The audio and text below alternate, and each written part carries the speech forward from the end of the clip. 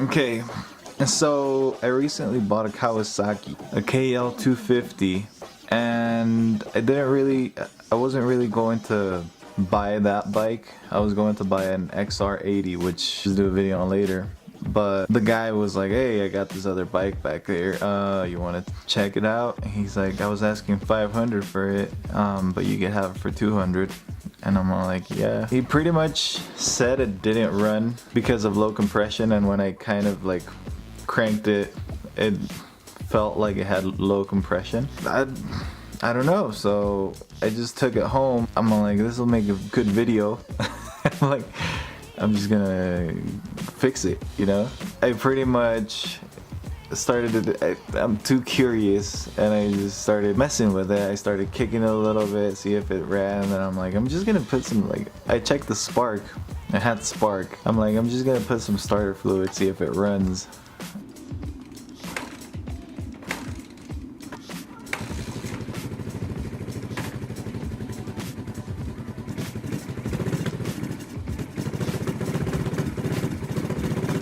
And it ran.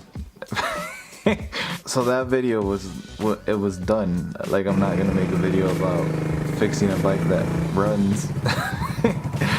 So I pretty much just took it out for a test drive, and the only thing that I found that was wrong with it was when you were riding it, the front brake seemed to not function properly.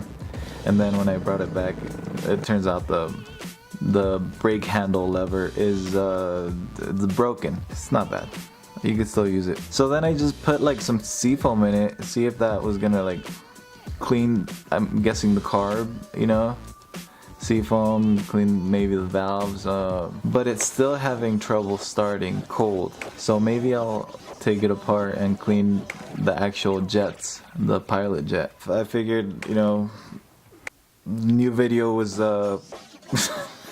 there was no video, so the video now was to clean it. Pretty much I ran out of light the first day, so then I just cleaned it the next day. I usually use steel wool. I'm not sure if it's too good, but sometimes it seems to work really well on white bikes. On red bikes, it kind of works good, but it didn't really brighten it up too much. So I don't know. So pretty much I just went through all the plastics, went through the seat. The seat had some kind of like white paint stuff on it. I got it off. I cleaned the seat with steel wool too.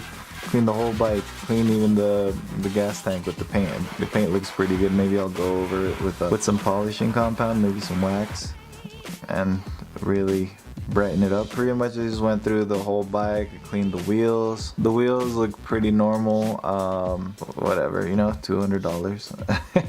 And then for some reason it had the rear tire was green.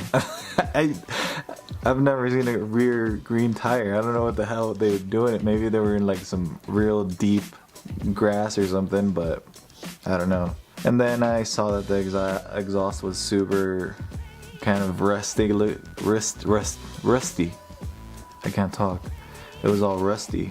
So then I just steel wool works on everything apparently. And then I looked at the shock tower, the top of the shock tower, and it was very rusty. So then I'm like, hey, this will probably be good. It had some pretty cool like Japanese lettering on it. It's pretty dope. So then engine, you know, the engine wasn't bad. It was black. It wasn't dirty that much. Maybe I'll put some like matte black paint on it, really make it look nice. I thought it looked a lot better. It's just an old bike. I don't know. You can't. I would have to take it all apart and clean it, and I was kind of not wanting to do that. The next video I want to do is pretty much, it had a mess of wires, so I want to just take off pretty much everything that doesn't make the bike run. I think I will connect the front headlight. The rear headlight doesn't work. The rear turn signals don't work. one of them is flopping above the exhaust. I'll just take, the next video will be about just taking everything that it doesn't need off the bike. I'm probably gonna see if it does good on some like trails, see if it's even reliable enough to go on some trails. I'm probably gonna be all stranded out there. Yeah, I don't know. That's it.